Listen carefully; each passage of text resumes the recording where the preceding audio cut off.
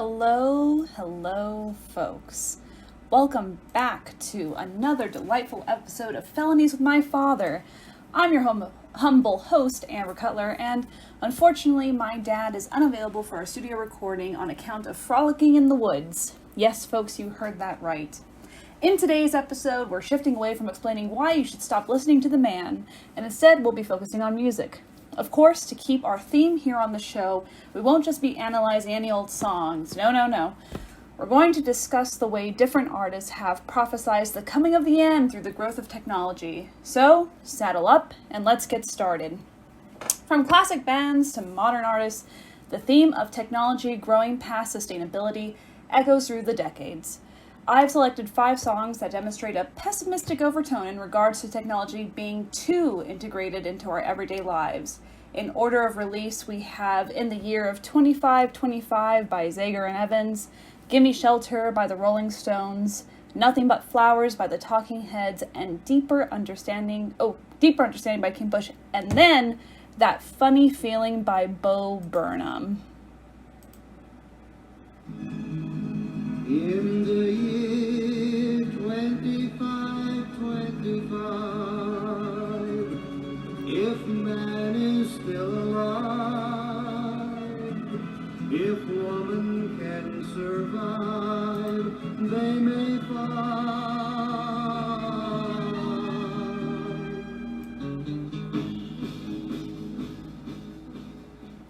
This 1969 classic called In the Year 2525 is by this band or artist called Zager and Evans. And I'll admit, I didn't think that I was going to like this show as much as as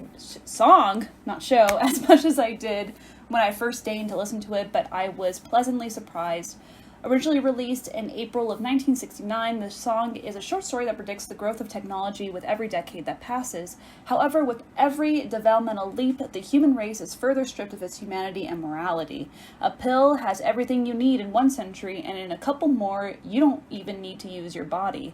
By 65, you'll be able to pick your kids from the bottom of a long glass tube, as the song says.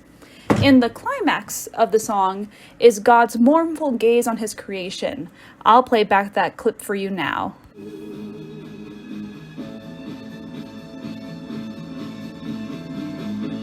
the year 7510, if God's coming, he ought to make it by then. Maybe he will look around himself and say, guess it's time for the judgment day. In the year 8510, God's gonna shake his mighty head. He'll either say and leave where man has been, or tear it down and start again. Ooh. So Zager and Evans want to communicate how far removed humanity has become if we're not careful enough to pay attention to the evolutionary trends. Right before the song loops at the very end, the last line is, "So far away, maybe it was only yesterday," before they begin to retell the story of the year 2525. The cyclical nature of being human is the ability to lose, to make all the mistakes available to us, and yet have the opportunity in the future to use the crumbled past as a foundation to try again and build the future. There's a hope that maybe humans will get it right again the next time around.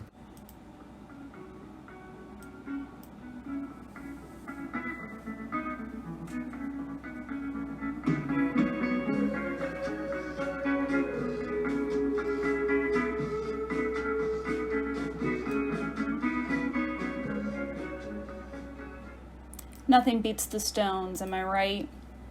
But war, children. The Rolling Stones didn't pull any punches with Gimme Shelter, released in December of 1969. As with the song In the Year 2525, both of these songs were released during the Vietnam War, and the Stones have something to say about it. The United States has been in the war for about 4 years at this point in time, and the military draft is ongoing, and it won't stop until 1973. Gadgets aren't the only pieces of technology that advance with the passing years. War machines are also constantly developed in the passage of time. Human beings are always trying to perfect the art of killing one another, and war can often be, as the song says, just a shot away. The The Stones caution children that war is closer to robbing you of your life than you'd like to think. At a moment's notice, war can burst down the door of your happiness and force you to fight for a cause you would rather run away from. Most people, poignantly put by the Rolling Stones, would rather seek out shelter. There is hope in the song at the very end that suggests that as easy as it is to participate in war, it is also just as easy to participate in love.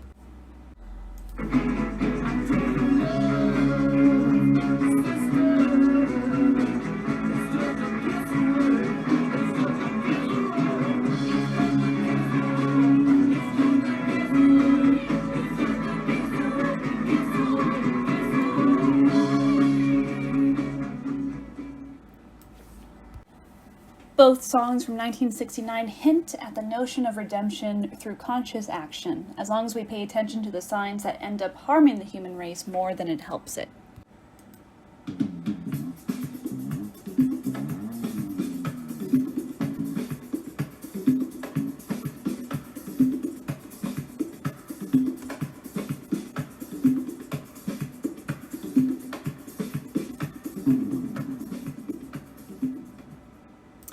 The Talking Heads is a classic band from the 80s, and if they could write a soundtrack for the post-apocalyptic world, then I wouldn't mind living through it, I think.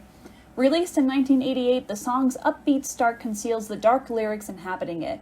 As if speaking to a lover, the song's narrator likens their circumstances to that of Adam and Eve, exploring the remnants of their society.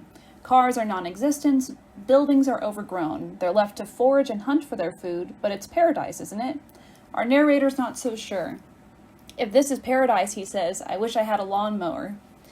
After this point in the song, the lyrics take on a new meaning. At first, we assume that this young couple is grateful for the lack of societal structure, but as the song skips along to its happy beat, you start to hear the defeated wistfulness the lyrics are communicating in the undercurrent of that happy sound of the song. This was a Pizza Hut. Now it's all covered with daisies. You got it. I miss the honky tonks, Dairy Queens, and 7-Elevens. You got it.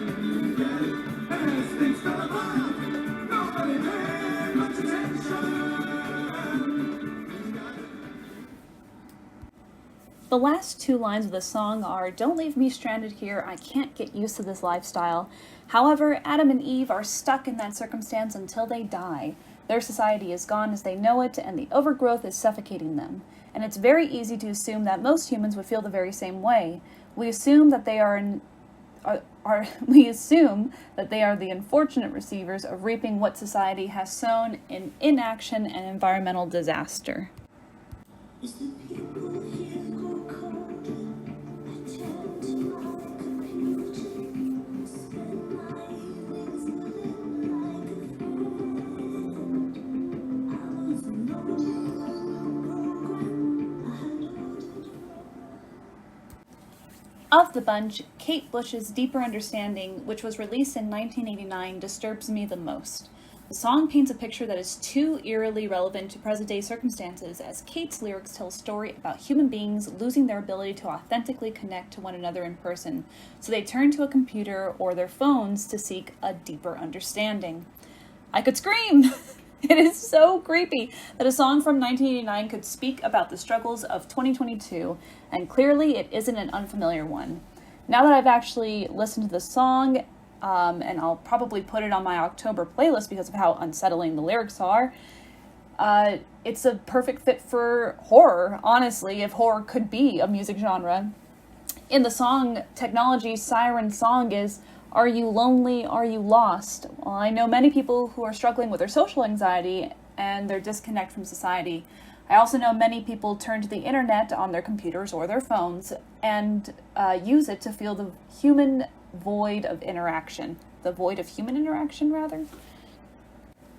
And in doing so, they talk to others online and distract themselves with their screens. But the chorus of the song says it all.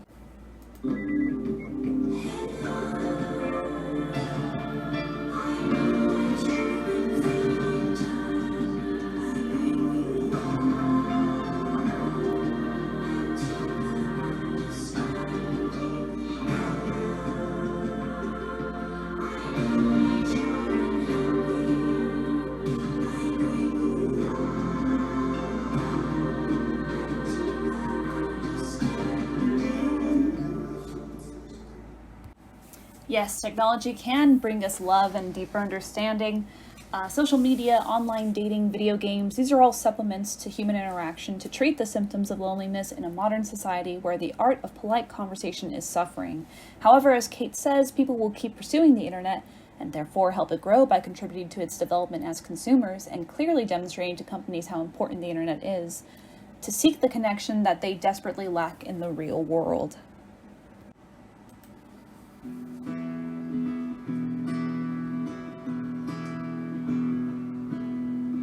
Starting 8K resolution meditation app in honor of the rebel. Bo Burnham brings the peril of having an existential crisis up close and personal with the latest 2021 release of his Netflix special Inside. The songs are a critique of internet culture and the degradation of human morality as a slow churning downward spiral. Sound familiar by now? I truly think that there's the funny feeling that Bo is trying to communicate in his song. I'll play a verse from the song to demonstrate some of the examples that he does use, and there's a lot of them. Reading Pornhub's terms of service, going for a drive, and obeying all the traffic laws in Grand Theft Auto 5. Full of agoraphobic, losing focus, cover blown. A book on getting better, hand delivered by a drone. Total disassociation. The outro of the song, disguised in a pretty acoustic tune, is the ominous inevitability that society will collapse if we continue on our current trajectory. Bo says, "Hey, what can you say? We were overdue, but it'll be over soon. You wait." I'm feeling that we might not have to wait very long the way our climate is changing and the little progress we're making to stop the impending global consequences of our inaction. As a species, we're far more distracted by what's going on with our screens and technology than we are with helping ourselves. This is the theme that has spanned decades, or rather, not a theme. It's more like a warning, and Bo knows that we're ignoring it. So, folks, on that optimistic note, we're signing off here at Felonies with My Father. As always, despite the state of the world, we hope that you hold on to the ones you love and remember that, at the end of the day, the government is mostly responsible for all the trouble in your life, and it's your responsibility to stay informed and vote. Good night!